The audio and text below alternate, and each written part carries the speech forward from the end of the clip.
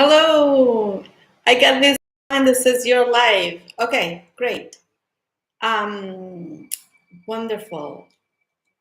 Thank you for watching this whenever you are watching it. So this is me trying to talk about what I do. What is it I do?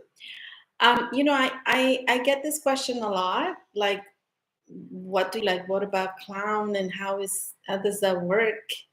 And is that helpful? Like, how will it be helpful for me? The other day, I got this question from somebody that has done my programs 3 times.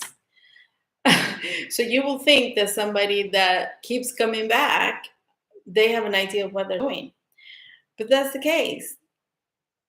It's not easy to talk about what is it that I do, even for myself.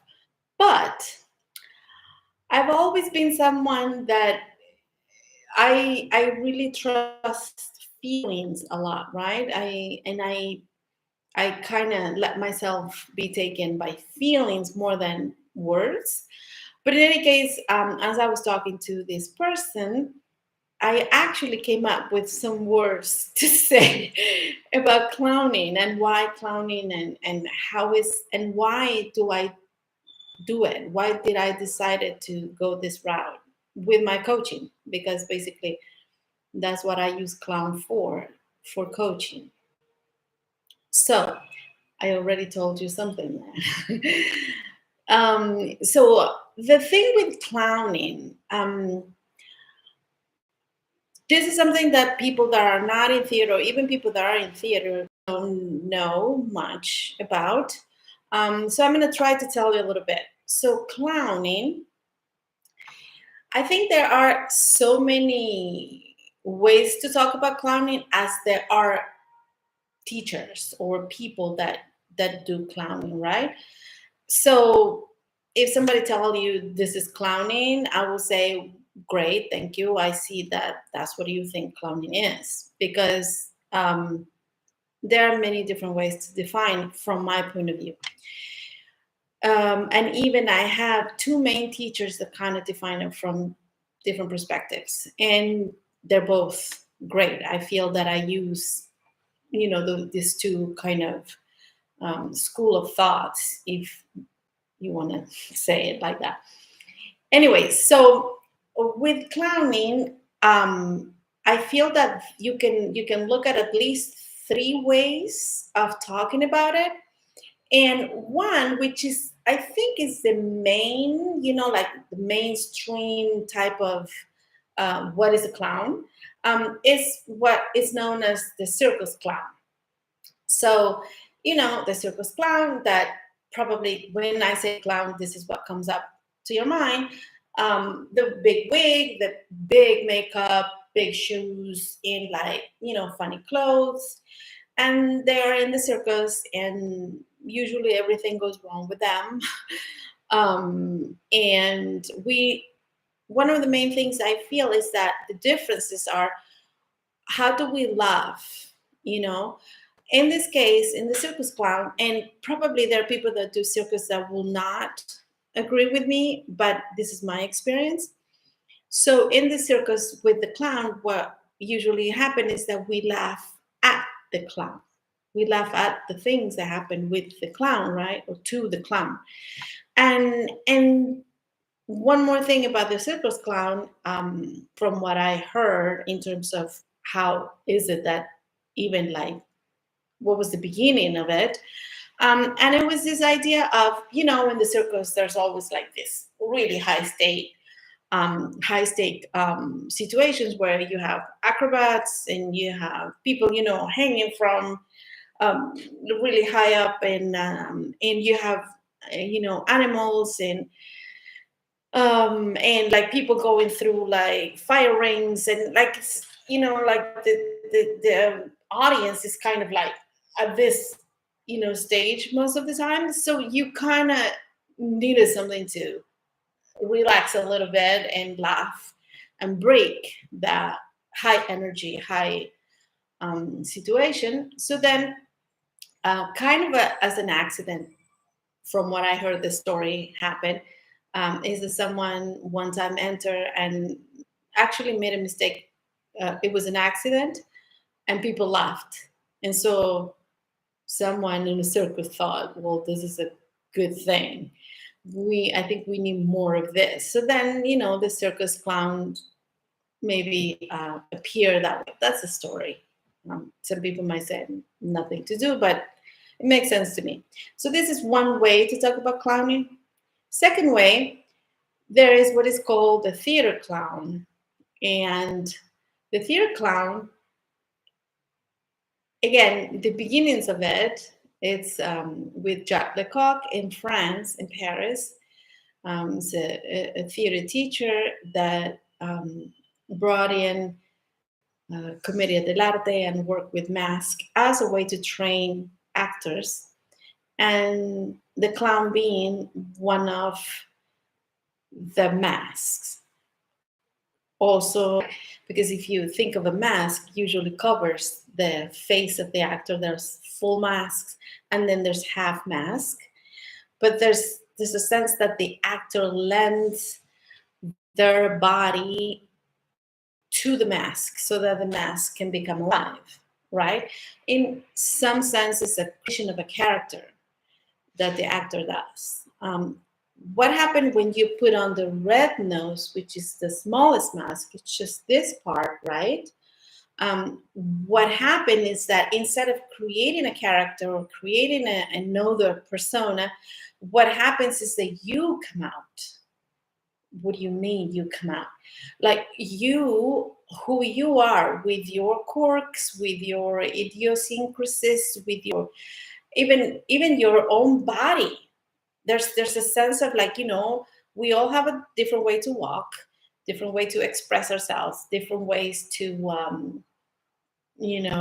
move, and all that comes out through this smallest mask. So in a way, and this is one of the reasons why I love to do this work, it helps you see yourself, right? And then you might say, wouldn't it be better to see myself through in a mirror? Yes, that's a good way. At the same time, the red nose as the smallest mask allows for all those things that you don't want to see about yourself, that a lot of the time we think we can hide and nobody else see, but usually to a trained eye they are obvious. So when you put this red nose, it comes up. And so when it comes up, what it does is that it can be a tool for you to learn to just take yourself just as you are, and also laugh with who you are, really relax. And again, now is the laughter comes in here again.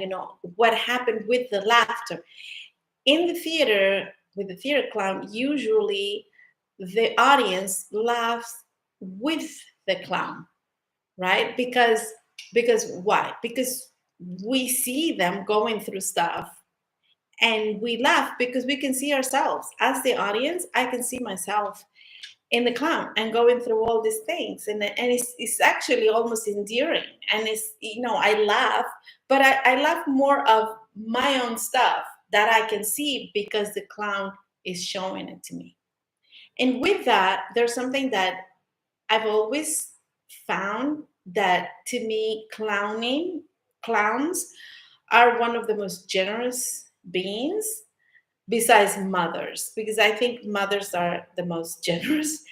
I'm not a mother myself, but clowns are the second most generous, because a clown is actually willing to put themselves going through stuff that most people wouldn't, so that others can see themselves through them, right? And so that's again the second way of talking about clowning. And then there is yet another third way of talking about clowning that I think it's not very popular. Not a lot of people know about it, and it's a little bit controversial, I think. And is the clown used for therapeutic, um, how to say, therapeutic mm, situations.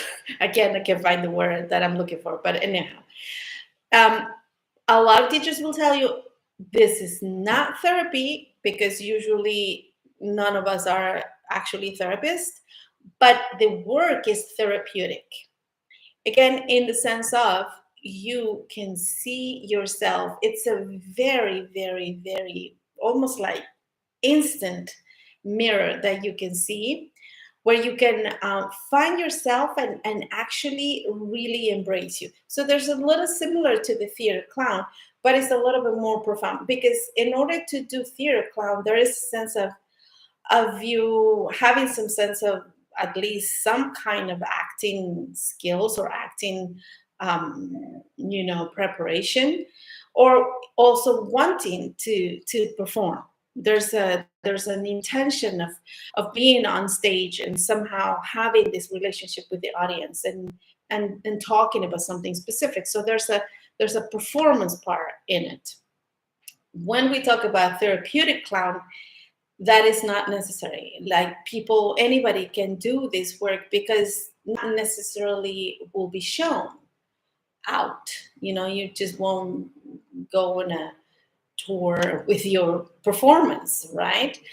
And this is the one that I am actually working with the most, because to me it's fascinating. There's something about, to me, a lot. We talk a lot about the relationship, our relationship with mother, father, partner, kids, and others in work and whatever. And a lot of the time we talk about sometimes our impossibility of actually communicating or having a good relationship with others sometimes. um, and when we work with the clown, the idea is that in this way, in a therapeutic way, what we're doing is we work with the clown state. And I go like this because the clown in the circus is very much a body. It's something you can see, and things are happening to this clown, right? In the theater, there's also some of it, but there's more like a something of the person that comes up. And in the therapeutic, what happens is that you get to see yourself, and you get to be like, um, mm, this sense of like openness, curiosity, that is very much the clown state. So it doesn't matter so much your outfit in the therapeutic, because again, in the other two, you usually create like a costume. Um, in the therapeutic, it's not important. Sometimes they work with voice.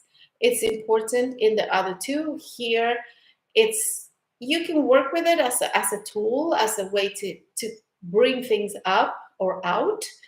But what is important is people really developing a way of being in the world, which then can be translated into their own everyday life, with their own relationships, and with their own goals, or ways they want to live their lives.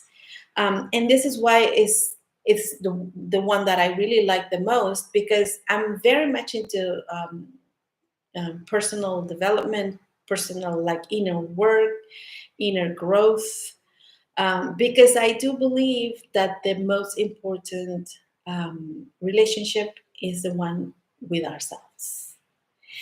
When we have a good relationship with ourselves, then I think any other relationship becomes very much almost a byproduct. Like it's much easier to see other people, because we have been able to see ourselves.